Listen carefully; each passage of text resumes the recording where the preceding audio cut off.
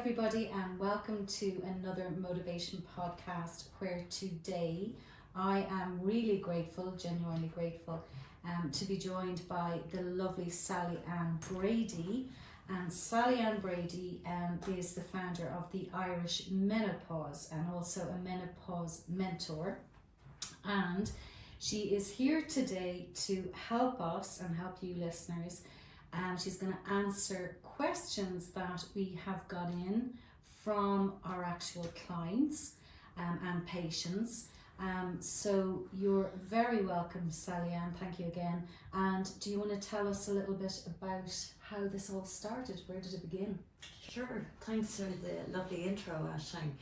So many years ago at this point, when I was around 36, I started to not feel so well, particularly mentally. Anxiety, not sleeping, just catastrophizing, panicking, worrying, getting a bit paranoid. I just wasn't quite right. And I was back and forth to doctors and nobody could find anything wrong. And this went on for quite a while and I seemed to always have something wrong with me.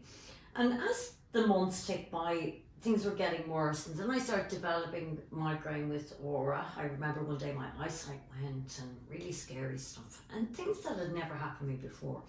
So I was thinking, God, there's something wrong with me. I'm really sick. It was such a worry. I was in my 30s at this point. I never got any answers. So I'm not going to sit here to give you the whole story. It's really, really lengthy. Yeah. But physically, my ears were ringing. I had jaw pain. I had migraine with aura. I had digestive issues I've never had before, bowel, stomach, and acid reflux. My teeth were sore. My eyesight wasn't right. I had aches and pains on my joints, particularly my elbows, sometimes my fingers. I felt I was falling apart a little bit, week on week. Nobody could find any answers, so I came to the conclusion of I'm really sick and they just can't find out what's wrong. As time ticked by, when I got to about 39, I lost the will to go on. And I don't mean I didn't want to be here, but I just couldn't. I just couldn't function. My quality of life. Yeah, it was that bad, and I actually ended up attending Pieta House. Why, I don't know, but I suppose they helped me. They kept me here. To cut a very long story short, I had seen, I think, any specialist you could come up with in the country. I'd been to different A&E departments, private and public. Particularly ENT specialists because of the issues I had with my jaws, my ears ringing, my ears popping, a lot of postnasal drip, all sorts of mad stuff going on. Never any answers. It took me years of that, a lot of money, and eventually I started to cop on myself. This is something to do with menopause. I knew nothing about menopause. I thought menopause, honestly, was when you were old and you got sweaty and cranky. And I admit to that. That's all I thought. You were only 30, you're mid-30s. Late 30s at this point. And I hadn't noticed any change in periods or anything, but I started getting night sweats. And the first night I woke up, which felt like a furnace, what do? You go on to Dr. Google. Dr. Google said you either have the menopause or lymphoma. And I thought, okay, I don't think I have lymphoma because if that many blood's stolen, they haven't found anything. So I went down the rabbit hole of menopause, started learning. Then I learned about something called the perimenopause that I'd never heard about. And thought, okay, this is making sense. So I then started on this route of, hello doctor, I think I've got menopause. I knew nothing about it. Dismissed every time. 16 menopause doctors later, I was given hormones. And I got my life back very quickly. And I thought, how many other girls, women are out there potentially in no fit state because of perimenopause? How many maybe have lost? Which led me on to looking at the Central Statistics Office at suicide rates. Wow. And there it is. Is it high? Yes. That's scary, isn't it? We do all know that it's much higher for men. But if you look at the charts, yes, women are lower, but between the age of 45 and 55, the chart goes right up. And what's happening at that age? Oh, sure, it's empty nest syndrome. That's what they tell us. Oh, the kids have grown up, she's nothing in common with her husband, she's bored, she's had enough. The sandwich generation. she's caught between the kids and the aging parents. Is that what they call it? The sandwich generation? The sandwich I've heard of that, generation. Okay. So I started to put two and two together very quickly, and the more I researched, the more frightened I got of, wow, like this is, as they say, hidden in plain sight. It's not actually hidden, it's not talked about. Myself and a really good friend, Claire, we said, I wonder if there was some sort of an online thing where women could just chat. A little bit of information could save a life. We started the Irish Menopause. And sadly, and I know Claire won't mind me saying it, Claire lost her friend. Oh no, sorry to hear that. Yes. Wow. A statistic. Wow. Because of the menopause. Wow. And as Claire would say, the only difference between them was Claire got sorted, went on hormones, and she didn't, and she couldn't do it anymore. I don't want this to be too dark, but I'm giving you the backstory of why we do. Yeah, of why we did it. So that's where it stemmed from. And to this day, we're 6.5 years later, I'm still learning, I'm still researching, and every day is a school day. It's unbelievable the effect that menopause has physically and mentally on women. And nobody's telling us. And the list of side effects goes on and on and on. There's so many. I And the remember when I heard diseases first linked listening, with it. Yeah. it's crazy. So, and even the perimenopause that you talk about, I remember myself, and I was in my 30s also. I remember going to a doctor at the time, and I had heard about perimenopause through Oprah. I think it was Oprah Winfrey had some specialist on, and I went to the doctor and I said, I think I might be perimenopausal. And what did the doctor say? She said, you're way too young. Yes. And yet she knew my age. So that was way back then, and that was the first, even doctors now didn't know about it. And the symptoms, you're right, have been there. Horrible. Now, thank God I haven't had as many as you've gone through. But look at, as you're saying, Sallyanne, isn't it absolutely brilliant that we are all now talking about it, because talking is so important. It It's is. key, isn't it? It's fantastic, but I'm very mindful of what are we talking about. There's a lot of nonsense being talked with menopause. Okay. And it's great that it's out there, it's not taboo, it's not under the carpet, but you see, everyone is different, but I'm an information seeker. I want to know facts. I don't see how sitting around chatting about it with a cup of coffee is going to help me. It's nice to do it, but I need evidence-based information to understand why it's happening and how it's happening, if that makes sense. Yeah, of course. So no better woman to help us with the question. First question, Sallyanne, I have is, since my menopause started, I've noticed a lot of weight around my tummy area, which is known as the menobelly. Is that the phrase that people use? Yes, I wouldn't say that, but Which I've never had before. Is there a way to get rid of fat in this area? There is. So that lady is correct. Our whole metabolism, our whole body is changing when our hormones drop. And I think when we understand what menopause actually means, because we tend to think of it as no more periods and I can't have babies, but menopause in a nutshell means aging.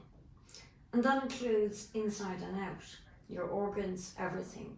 Insulin is a major hormone in the human body, and when your sex hormones are dropping, your insulin system is affected. So to keep it very simple, you can't process carbohydrates and sugar like you used to. And what happens is they turn into fat cells, and we gain visceral fat, which is the nasty fat we don't like, around our middle. And that's a consequence of menopause.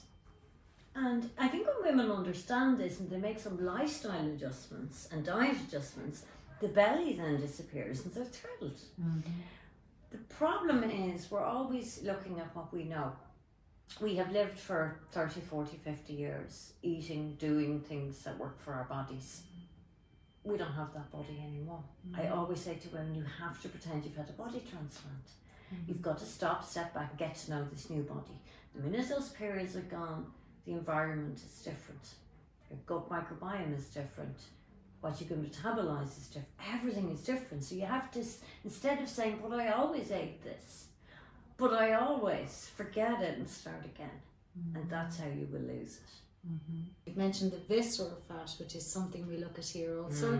So we're able to help the women with that one, So we do see that come down on the specific eating. Yeah, that's really important. Big time. It's the dangerous ones, as you say, the heart, the cardiovascular, causing cholesterol, the whole lot. Yes. So that answers that one. This is a very common one that we hear as well. I heard HRT can cause weight gain. Is this true? No. However, scientifically HRT is weight neutral. So it's a little bit like making a statement like saying food causes weight gain. That's a very big statement to make. It depends on how much you eat, what you eat. HRT is the same. So some of the older types of HRT synthetic variants could be associated with weight gain, particularly synthetic progestins. Okay.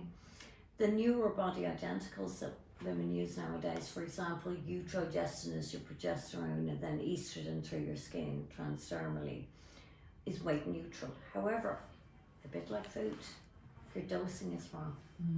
Okay. So I see like women would go in HRT and go, oh, I feel amazing, all my aches and pains are gone, I'm sleeping like a baby, but I've gained 2 stone.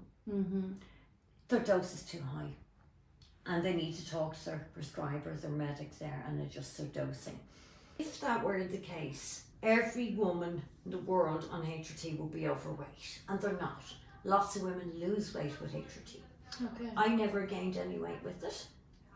I think I might have lost. You know, I didn't have a weight problem, but I think it might have come down because my body was working correctly again.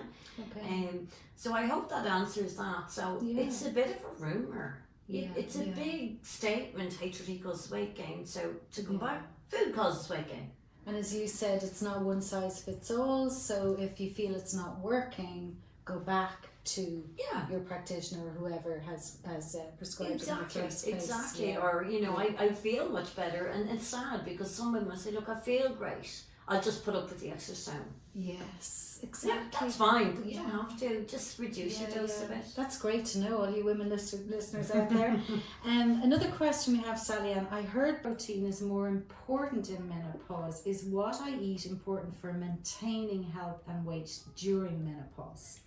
What you eat is everything. It's as important as air. Your body operates on the fuel you give it. So we all know if we don't eat properly, and let's say we drink alcohol every day, we're going to feel rotten mentally and physically. So what you eat, absolutely, and you've got to change your diet to match your new body, as we talked about. So you're right, more focus on protein and fibres, and carbs. They're not our friend in menopause. When we're like 20, we can live on like bowls of pasta and sweets and glasses of Coke, and your metabolism is super fast. That's gone now. So you end up then with all this weight that you don't want. But I think it's even more important. You can't think straight. You get awful brain fog. Or you feel really tired during the day after your lunch. And you might be thinking, gosh, but my lunch was really healthy. But healthy for who? Yes, exactly. And you need to look at that. Healthy for who? Yes. It might be healthy for a male. It might be healthy if you're 25. But for example, a big pile of brown bread and pasta for a menopausal woman, it's not going to work. And you know that. And that's why the accelerated plan that we have is one that we would recommend, because that is like a ketogenic type diet. I hate using the word diet, but it is it's basically fruit, veg, protein. We do recommend multivitamins, etc. But definitely it has a better effect. And the good thing is you're not hungry, because the protein stays in your system longer. Sugar as makes you said, hungry. Exactly. And the carbohydrates, you get this boo, and then an hour or two later you have that slump on top of the hormones, which doesn't help. I'm not a nightmare. Is exercise important in menopause for weight loss and keeping bones and muscles strong? Was another question came in. So of course it is. Exercise is important for everyone. So I don't think we should put it into the menopause bracket. However, being female is the problem here. Being female is detrimental to your bone health. So 1 in 2 women in the world are going to have a break or fracture. That's scary. And we need to mind our bones. So your diet is really important. And you know, you're not going to get away with just taking a supplement for your bones. So, you know, weight bearing, it's a very loose term, but resistance training and weight bearing is everything in menopause. So if you're a woman that maybe did a lot of exercise and maybe you were swimming a lot, that's great, but you need to add in impact, jumping, even skipping rope, jumping jacks, you know, anything like that for impact for the osteoblasts in the bones. So it's super important. And also you need to incorporate cardio. You need to really throw the kitchen sink at this because you're female. And it's a bit of everything, isn't it, really? As you say, again, about balance, it's all about Pilates and yoga, I mean, you can unlock them. They are amazing for menopause. And I think people forget as well that muscle, that pulls on bone to strengthen bones too. So people panic and think, oh, I need to buy loads of lycra. I have to pay a fortune to join the gym. You don't, you can do loads at home. 100%. 2 litre bottle of water. Absolutely, resistance bands. I mean, we had an event there a while ago, and I had a fitness instructor, and she's amazing. And she had everybody up on the floor, and some of them women a lot older, and you couldn't believe how easy the resistance bands and stuff were. They're like, I'm going off to buy them. I can do this from watching TV. I can do this. And so in answer, yes, it is very important because your bones are everything. For sure. And as you say, you want to avoid breaks, etc. Another question that came in, I've noticed that I just don't seem motivated to work on my goals. Is this normal in menopause to lose motivation? So you kind of talked about that earlier, how your mood normal drops. or common?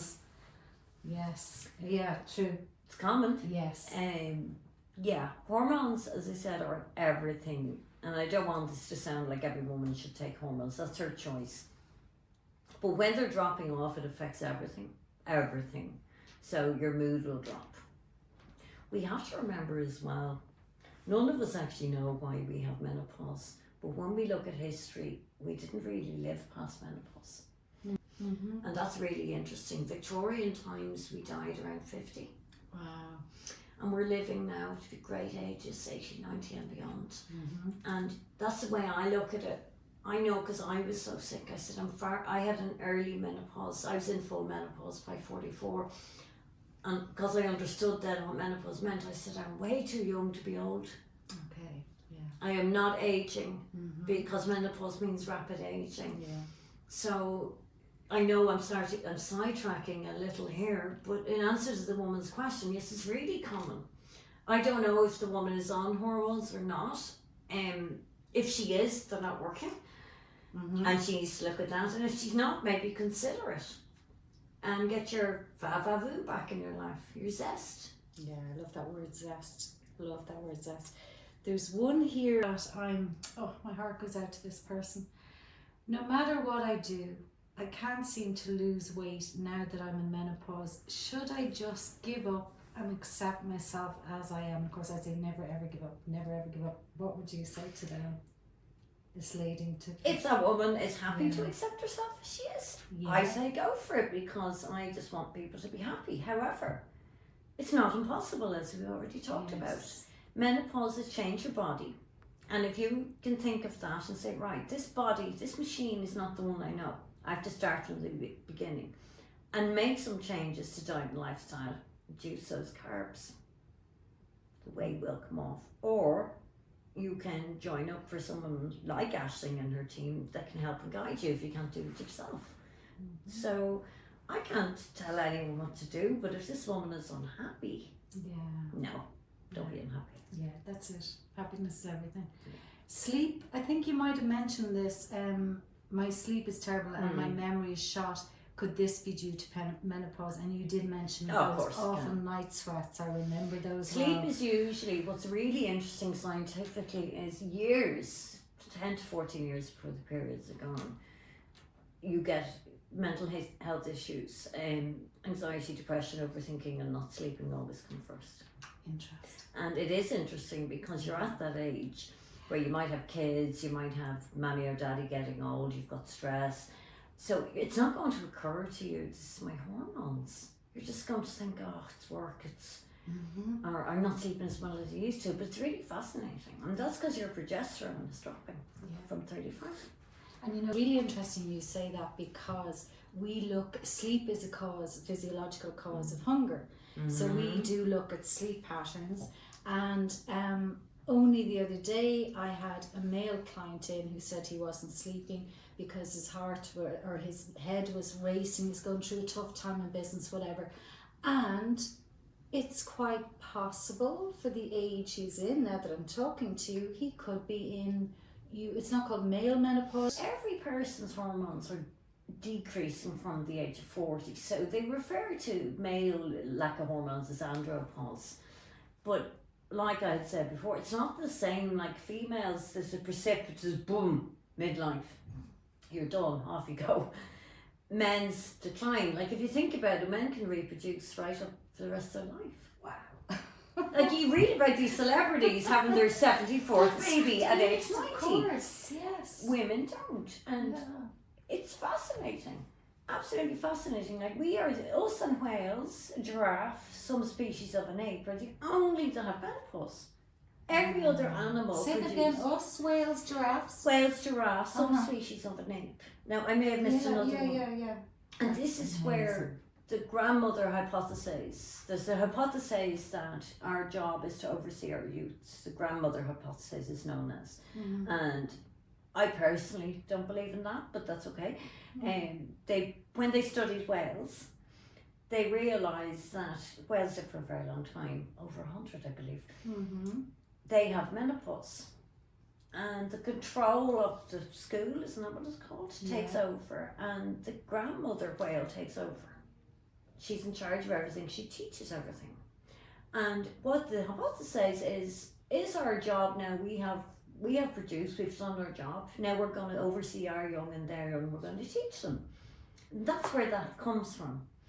It's fascinating, but like your dog, your cat, everything else can reproduce for life. Wow. As my mum used to say, Lord Rester, it's a man's world.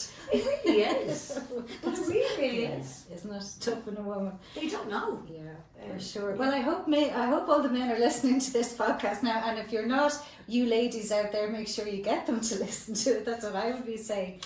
We're coming to the end, and I have just a couple of questions left. One question is, should I take HRT or not?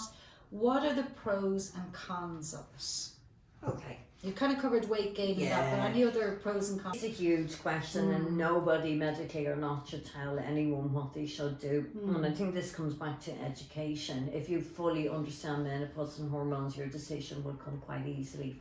What are the pros and cons? I'm not aware, really, if you're using body identical, of cons. Because, I mean, the whole link with breast cancer has been thrown out. That's a load of rubbish. The pros are, they've proven women live longer with a better quality of life. It keeps women in the workplace. They feel better, they look better, they get their libido back. It's proven, it's actually a licensed treatment for bones. So it will prevent against osteoporosis by 50%, reduce heart disease by 50%, colon cancer by 33%, 28% stomach cancer. Essentially there's way more for it than against it, but it really is a personal choice. So many women say things like, I want to do it the natural way. I'm not really sure what that means, and I think with everything in life we've heard that, like natural birth, you know, and judging each other of, oh, he had an epidural, I did not, no, I had it with whale music, and you know, in the garden. I remember those days, and there's a lot of judgment, I think, which isn't fair. And we, like, what's natural? Lots of things are natural, but we have help now. Yes. And I think menopause is like where mental health used to be years ago. There's still, even though we're talking about it, it's still taboo, and women are still judged by each other. I don't like it. By each other. I don't like it. That's mad. Oh, you took HRT, did you? Oh no, I didn't need it. Or God, I thought all that was gone. It's not. It's better. Yeah. Still have a bit to do. Still have a bit to do, and it's not up to you or to me or to anyone to persuade all women they should or they shouldn't. But I'm big into informed decision making. Yes. You know, I'm in the cold face of this. We have 70,000 in our group now, and I've got women in their 60s and 70s coming to us who've just discovered and are horrified they have osteoporosis because they've been eating really healthy and they've been running marathons, and nobody told them menopause in your bones, for example. Yes. So there's a lot of pros. So Sure. that lady should do her homework and look at her long-term health. Mm-hmm. Assume you're going to live to be into your 90s. Mm-hmm. Assume it. And say, Yeah. right, what am I going to do to live well? Yes. And then we forget about the UTI side of it. Mm-hmm. It's personal, it's not talked about, but vaginal atrophy, now known as GSM, genital urinary syndrome of the menopause. And some people say, look, I leak a bit, I don't mind.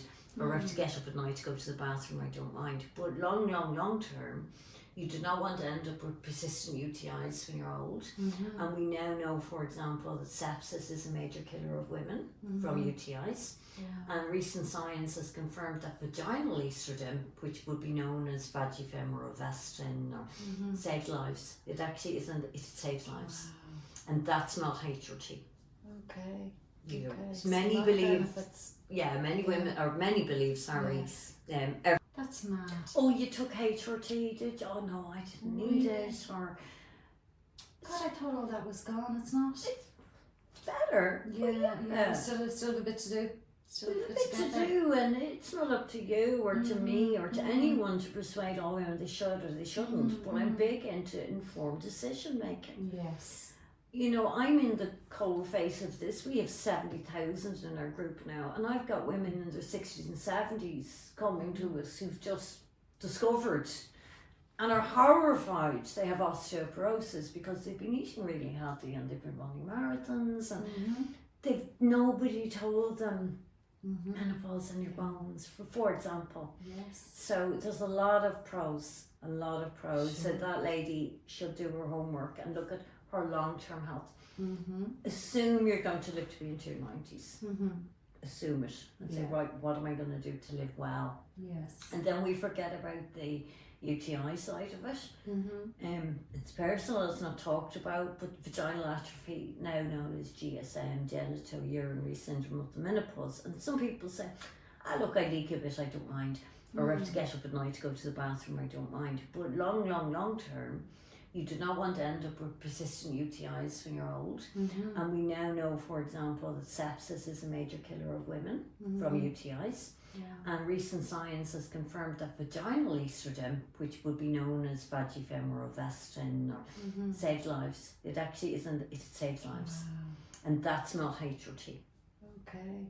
You know, So many a lot of believe, benefits. many women, or many believe, Yes. every woman on this planet should use vaginal estrogen from around 40.